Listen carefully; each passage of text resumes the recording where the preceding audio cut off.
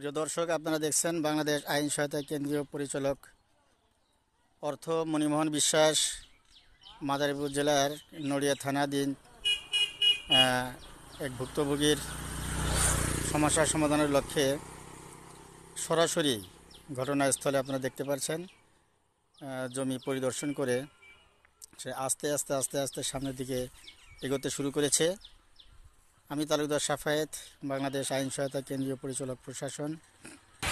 সরজমিনে আমাদের ডাইরেক্টরগণ সরজমিনে তারা জমি পরিদর্শন করে ফিরে আসতে শুরু করেছেন। বাংলাদেশ আইন সহায়তা কেন্দ্রীয় ফাউন্ডেশন বাসকের সম্মানিত পরিচালক মণিমোহন বিশ্বাস দাদা ধীর গতিতে এগিয়ে আসছেন।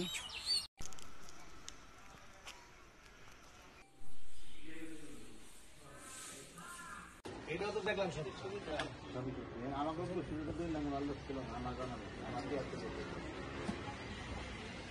আমাকে